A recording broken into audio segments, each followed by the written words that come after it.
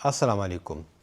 Parents کی آپس میں چھوٹی موٹی بحث و تکرار کا کوئی منفی اثر نہیں ہوتا بچے کی مینٹل ہیلتھ پہ، بلکہ اس سے وہ کانفلکٹ ریزولوشن سکل سیکھتا ہے۔ لیکن اگر یہی بحث و تکرار کرونک، کولڈ یا وائلنٹ ہو جائے تو اس کا نہ صرف اثر بچے کی مینٹل ہیلتھ پہ پڑتا ہے بلکہ اس کی فزیکل ہیلتھ پہ بھی پڑتا ہے۔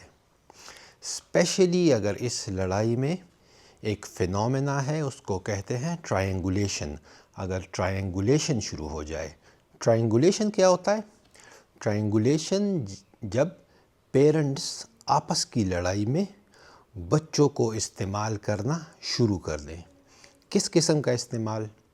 مثلاً ایز اے اسپائی، یعنی جاسوس کے طور پہ۔ مثلاً ایک ماں اپنی بچے سے کہے کہ اچھا تو تمہارا باپ کیا بول رہا تھا، یا ایز اے میسنجر۔ مثلاً ایک باپ اپنے بچے سے کہے کہ جا کے اپنی ماں کو بول دو، یا ایز این ایلائی اور ایز اے کانفیڈنٹ۔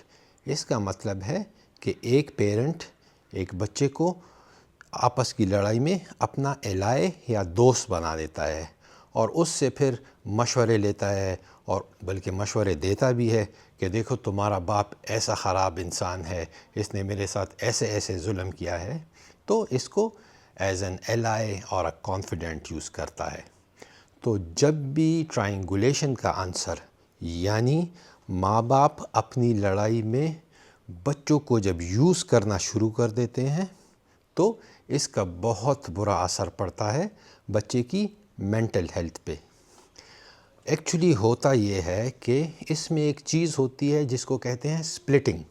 اب سپلٹنگ کیا ہوتی ہے کہ بچہ سوچتا ہے کہ جو میرا ایک جو پیرنٹ ہے، جو اس کا ایلائی ہے، جو اس کو یوز کر رہا ہوتا ہے، وہ اس کو ایز اے ہیرو فگر دیکھتا ہے۔ وہ سمجھتا ہے کہ یہ پیرنٹ بالکل 100% بے قصور ہے، مظلوم ہے، معصوم ہے، اور جو دوسرا پیرنٹ ہے نا، اس کو ایز اے ولن دیکھنا شروع کر دیتا ہے کہ 100% سارا کا سارا قصور جو ہے وہ 100% اس کا ہے، اور یہ بہت بڑا ظالم ہے، وغیرہ وغیرہ۔ جب سپلٹنگ کا فینومینا شروع ہو جائے تو اس سے ایک تھنکنگ جنم لیتی ہے جس کو کہتے ہیں بلیک اینڈ وائٹ تھنکنگ۔ مثلاً بچہ پھر اپنی زندگی میں ہر چیز کو اسی طرح ناپنا شروع کر دیتا ہے اور ایک چیز کو بیلنس میں نہیں رکھ پاتا۔ مثلاً اگر ہم کسی کوورکر کے ساتھ کام کرتے ہیں یا ہمارا کوئی دوست ہے تو اس میں خامیاں بھی ہوں گی اور اس میں خوبیاں بھی ہوں گی، ہم دونوں کو بیلنس کر کے اس کے ساتھ چلتے ہیں۔ لیکن جن بچوں میں یا جن ایڈلٹس میں بلیک اینڈ وائٹ تھنکنگ ہوتی ہے تو وہ تو یا اس انسان کو بہت زیادہ زبردست انسان گردانتے ہیں، اور یا پھر ڈائریکٹ 100% وہ گناہگار اور سب سے خراب انسان ہو جاتا ہے۔ تو وہ اپنی زندگی میں باقی ریلیشن شپس میں بھی ان کو بیلنس کرنے میں پرابلم ہوتی ہے۔ تو وہ چاہے پھر ان کا کام ہو، چاہے ان کی پڑھائی ہو، چاہے ان کا دوست بنانا ہو، یا آگے چل کے ان کے ریلیشن شپس ہوں۔ تو اس طرح جو بلیک اینڈ وائٹ تھنکنگ ہوتی ہے وہ اس پہ بہت برا اثر ڈالتی ہے۔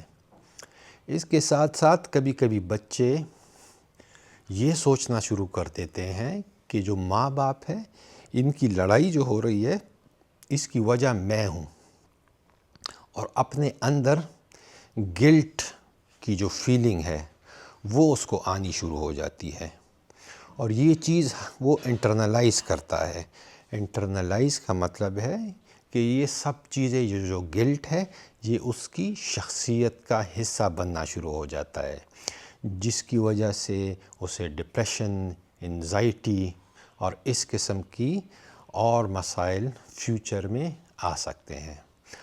اور جب یہ چیزیں انٹرنلائز ہو جاتی ہیں تو پھر اس کے بیہیویئر میں بھی چینج آتی ہے، جسے ہم ایکسٹرنلائزیشن کہتے ہیں۔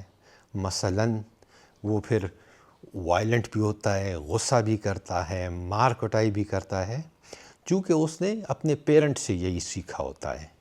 تو اس طرح یہ جو چیزیں ہیں یہ نہ صرف اس کے پریزنٹ پہ بلکہ اس کے فیوچر پہ، اس کی پڑھائی پہ، اس کے دوست بنانے میں، اس کے فیوچر ریلیشن شپس میں، اس کے امپلائمنٹ میں، سب چیزوں پہ برا اثر ڈالتی ہے۔ تو بعض اوقات جب بچوں کو سائیکولوجیکل یا فزیکل سمٹمز ہوتے ہیں تو اصل مسئلہ ان کا پیرنٹل کانفلکٹ ہوتا ہے، اور بچوں کی بجائے ان کے والدین کو مدد کی زیادہ ضرورت ہوتی ہے۔ تو آئی ہوپ کہ اس سب میں سے آپ نے کچھ نہ کچھ سیکھا ہوگا، اور خوش رہیں، دعا میں یاد رکھیں۔ بہت شکریہ۔ السلام علیکم۔